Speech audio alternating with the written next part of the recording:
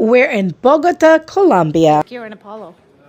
How does it feel to be on your fifth continent? This is your fifth continent. You don't. Bogota, a city that's 2,640 meters above sea level, bursting with color, flavor, and history. Yes, there's a whole lot of walking uphill. Altitude? It's real. Regrets? Only one, and we'll get to that one later. This is how we spent a jam-packed, food-filled, ever so slightly breathless day in Colombia's capital with kids in tow. We landed in the wee hours of the morning and slept in our home exchange. Our day started with one of the best decisions of this trip, a private food tour with true Colombian experience. I found them on Instagram and instantly loved their vibe. It's not touristy, it's just real community-driven food exploration. I'm totally here for that. We met our guide Melissa at the Cranky Croc Hostel and decided to explore because we were there a few minutes early. So yes, I went snooping to see what hostel life could look like because your girl does not do hostels. This one didn't look too bad, to be honest. On this Colombian food tour in Bogota, we sample food from 7 family-run spots in the historic La Candelaria area. Everything from cheesy arepas to tamales to fruit juices I couldn't pronounce the names of, but definitely want to try again. Even Chris, our cheese-hating pescatarian, left full and happy after this tour. Our day started with one of the best decisions, as I said, and I'm not lying. We paused for fresh juices and local fruit at La Concordia Market, a cute spot to browse, snack, and sip. Melissa taught us a lot about the local fruit here. Guanabana actually is like a miracle fruit. We call like that because it's super healthy and help a lot for the free radicals. And let me tell you, the cost of the food we ate on this tour was included in the ticket price. But we also decided to buy a few extra things, like these drinks, because we can. And they looked very interesting. One of the most special moments was learning to make arepas at La Aldea Casa Cultural. This space had such a warm community feel, with local vendors and even a pop-up market when we were there.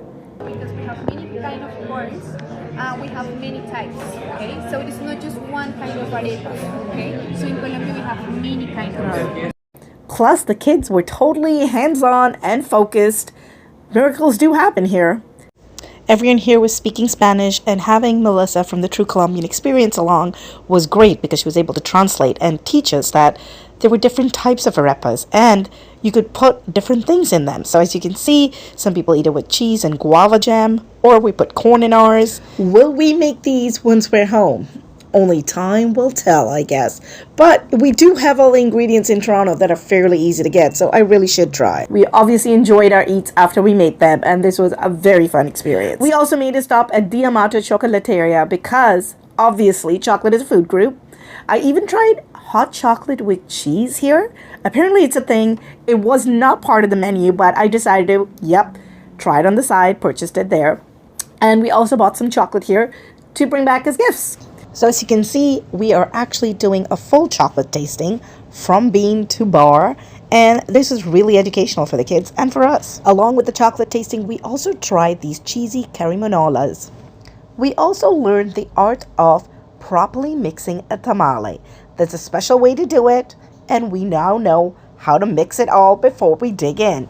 Melissa from the True Colombian Experience also took us around the city, showing us the local life here, as well as secret patios where you can enjoy some delicious eats with a view. She also took us to a couple of art galleries and allowed us to just embrace it all as we took this food tour. So here's kind of a perk that you should keep in mind, that you can join a group tour, of course, but the perks of a private tour is that you get to slow down when you want to, veer off the schedule a little bit when you want to, and that is what you pay extra for. So the final stop was Selva Nevada Gelato, and originally the plan was to stop and enjoy a local soup, which I'd heard a lot about, but being our last stop, we were all so full, and Melissa read the room properly. The kids did not want to eat anything savory after all of the dishes we'd eaten so far. So we went for ice cream instead. Brilliant choice. And the flavors weren't typical. We actually found flavors of ice cream here that matched some of the fruits we tried earlier in the day. So that was pretty cool. Now, we'd heard about the Gold Museum and that it was a must-do attraction in Bogota. Listen, it's impressive. It holds the largest collection of pre-Columbian gold in the world.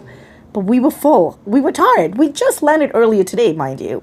And so basically we dragged our feet throughout the museum. Yes, I regret it. So if you're going to Bogota with kids or tweens, maybe save this one for a second visit. That said, the admission was super cheap, so no biggie if you don't stay long.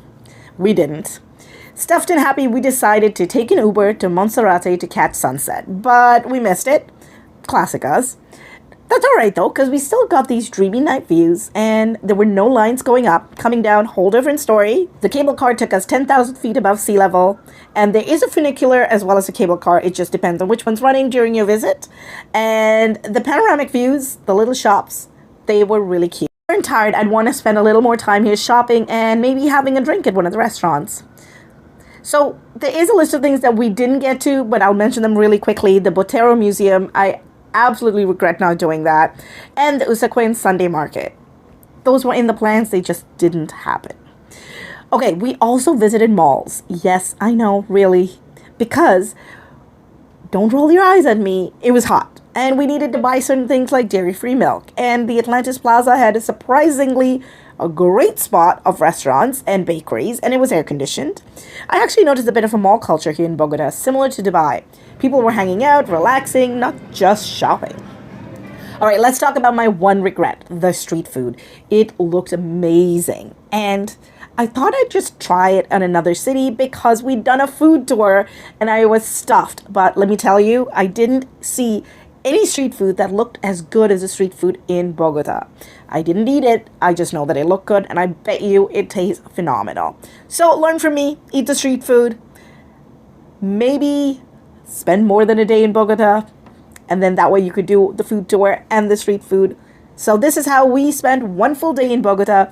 We explored, ate, learned, and yes, huffed and puffed up the hills. Okay, that was just me. Chris and the kids were totally fine. They're fit. They had no issues. If you're traveling with kids, this itinerary is totally doable. It's educational, full of surprises. And if you're planning your own family adventure to Colombia, check out our blog because I've written an entire article about how to spend a week with tweens there. Come back because I'm going to tell you how we spent day 2 very soon.